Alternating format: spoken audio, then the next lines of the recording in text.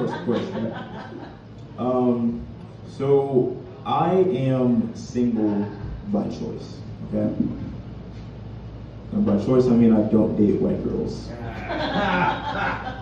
Now, it's not for any of the main reasons, you know, people might say like, oh, can't cook food, alas, you know, like, say I did something to him, like, no.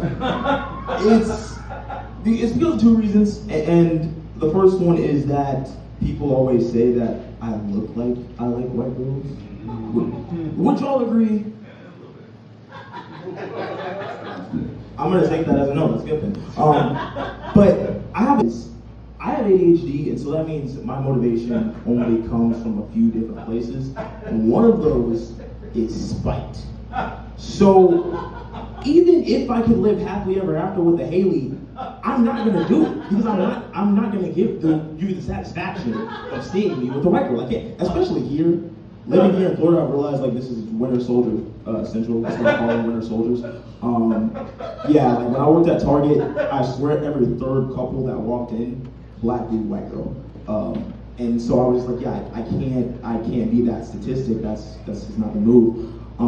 Second reason, I have a black mother. Single black mother. Yes, that's a very important distinction.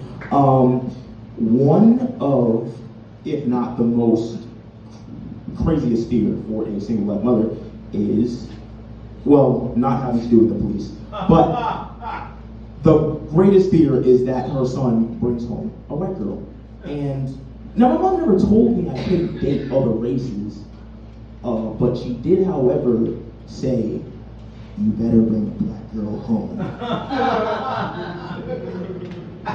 So how I interpret that is, I can go out and fuck all the Ashleys and Stephanies that I want. But come Thanksgiving, if I'm not walking in there with an Aisha, it's gonna be some fucking problems. So yeah, I'm just not gonna do that.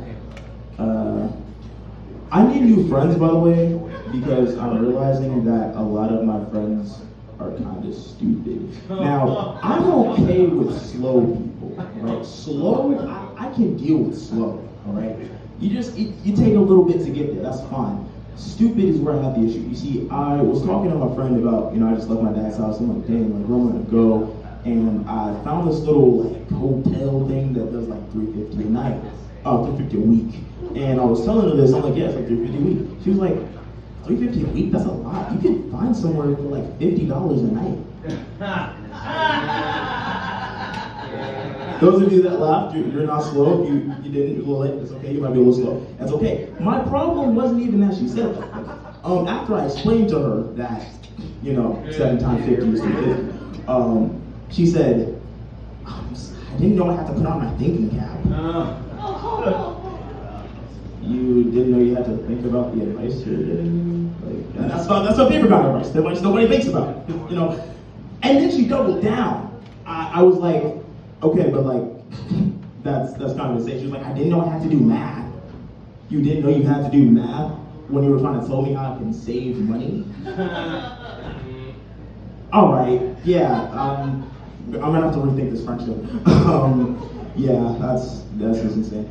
Take something more time since I, well, here we go. So like I said, I used to work at Target, and one of the things that I did is pretty much just stand there and watch people, like just all the time, just have to watch everybody.